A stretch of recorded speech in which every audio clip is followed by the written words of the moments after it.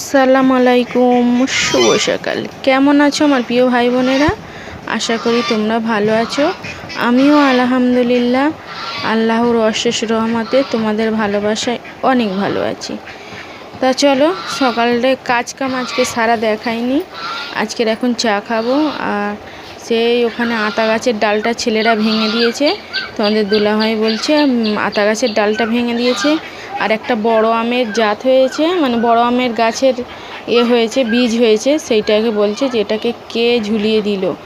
তা অনেক ছেলেরা খেলে, কে কখন ঝুলিয়ে দিয়েছে আমি জানি না, কিন্তু আমি নিজের ছেলের নাম দিয়েছি, কারণ অন্যের ছেলের নাম দিলে অন্যের ছেলেকে বকবে তোমার দুলাভাই, তাই জন্য বলেছি তোমার সাকিবুল। তা দেখো এখানে চা নিয়ে বসে গেছি। ওদের আমার বাচ্চা যেহেতু চা দিয়ে টোস্ট খাইনি, ওর জন্য মুড়ি চানাচুর ভিজিয়ে দিয়েছি। আমি দুটো টোস্ট নেব, তাইও খেতে পারিনি, কেন কি জানি, খিদে যেন কমে যাচ্ছে দিনে দিনে। আর কি বলবো, আল্লাহ সবাইকে ভালো রাখুক। এই তো কি ভারী কাজ, ছালি ছাঁদলা ভর্তি, এই কাজ করছি। এগুলো প্লেন ছিল, প্লেন মাজন দিয়ে ছাওয়া ছিল, এগুলো ডুরি টেনে আর করতে হচ্ছে। একটাই ঝামেলা, কম মানে হরেক রকম মাল নয়, কম মালে মানে 3 রকম মালে সাজাতে হবে। আমার দেওরের কাজে যেরকম হরেক রকম মাল সাজাতে গিয়ে মাথা ঘেঁটে যায়, তাই এই 3-4 রকম মাল দিয়েছে, এতেই সাজাতে হবে। কিন্তু এই দাদাটা এত ভালো, যদি একটা দুটো ভুলও হয়ে যায়, হয়তো কালারের ডিফারেন্টের যদি এদিক সেদিক হয়ে যায়, তবু চলে যায়। তা দেখো কাজ করতেছি। আজকের একটা জায়গায় যাব, তা তোমাদের নিয়ে যাব। খুব পুরনো স্মৃতিগুলো আমার ওখানে আছে, দেখবে। দেখে আমি তোমাদের সঙ্গে অনেক কথা বলবো, সেগুলো তোমরা কমেন্ট বক্সে জানাবে। তা দেখতে থাকো আমার ভিডিও।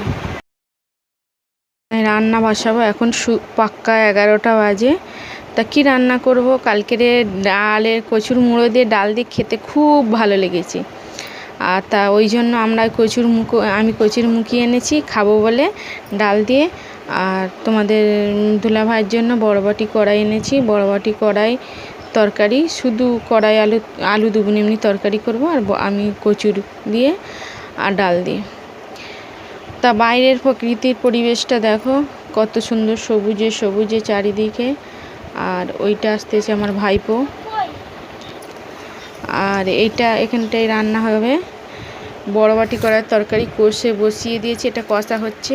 আর এটা ডাল দিয়ে কিভাবে তরকারি না দিয়ে আমি সব কিছু ডাল কিভাবে রান্না করি দেখো। প্রথমে তেল দিয়েছি, তাতে পেঁয়াজ দিয়ে, পেঁয়াজটা হালকা লাল হয়েছে, তাতে ডালটা ধুয়ে আনিয়েছিলাম, সেই ডালটা ওতে দিয়ে দিয়েছি।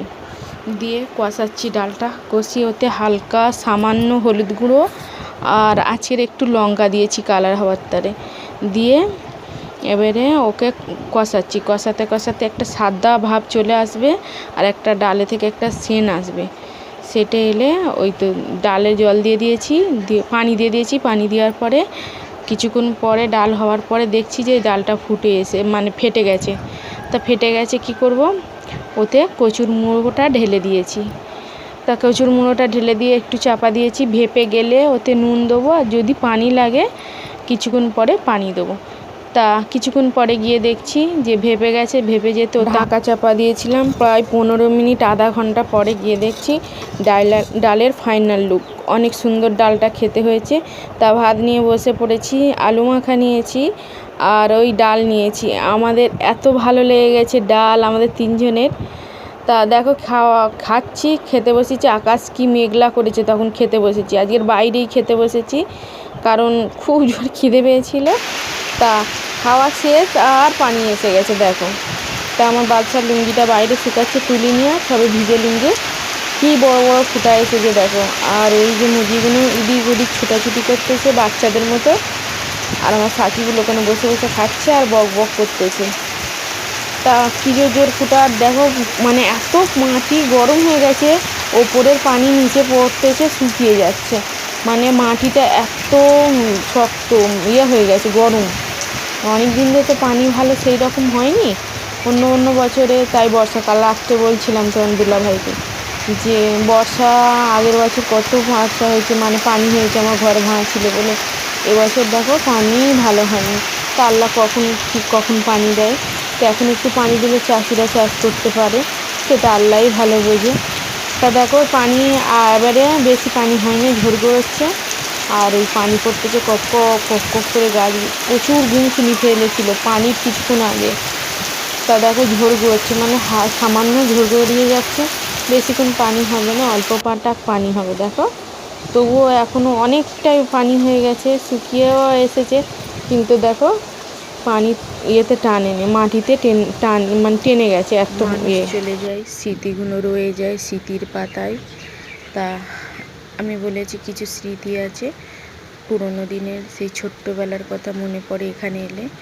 এখানে যেই পুকুরটা আছে এটা বন, এখন বন, আগে বন ছিল না, আগে পরিষ্কার পরিচ্ছন্ন করে রাখতো আমার বাবা এই পুকুরটা জমায় নিয়ে চাষ করতো, মাছ ফেলতো, মাছ মানে যত মানে শোল, ল্যাটা, মাগুর, ভেটকি, মানে অনেক রকম মাছ এই ইয়েতে ডাঙায় চাষ হচ্ছে। আর এই দিক আমার বাড়ি অনেকটা দূরে, মানে এটা। তাই এখানে গেছি একটা খুব দরকারি কাজে গিয়েছি, তাই এটা দেখাচ্ছি। এটা হলো একটা জাম গাছ, আর জাম গাছের ভিতরে মনসা গাছ আছে। আমার বাবা জলাতে ঝাঁঝরি এবং জাল দিয়ে মাছ ধরতো। তা তখনকারে কত মাছ, আর এই ডাঙাটায় একদম পরিষ্কার করা থাকতো, দুটো গাছ ছিল অর্জুন গাছ, সেই গাছের উপরে করে কুঁড়ে করে সেখানে থাকতো। তা আমি আমার বাবা সবসময় ন্যাংটা ছিলাম, বাবার সাথে সাথে ঘুরতাম। তা ওই না জাম গাছের ওই গাছের উপরে বসিয়ে দিয়ে, অর্জুন গাছের উপরে বসিয়ে দিয়ে আমার বাবা চারিদিকে মাছ ঝেড়ে এসে এখানেই বেচে আবার বিক্রি করতে নিয়ে যেত। এখনও এগুলো বন হয়ে গেছে, আর কি বলবো, মানে পরিষ্কার করার লোক নেই। আর এই খোঁড়োকালে পরিষ্কার করে, বর্ষাকালে কেউ যায় না, কারণ ওখানে সাপের বাসা আছে নাকি। তা ওখানে নাকি মা মনসার সাপ আছে, এটা আমি জানি, আর মানে কি দেখেছেও সবাই। তা সবাই ভালো থেকো, সুস্থ থেকো।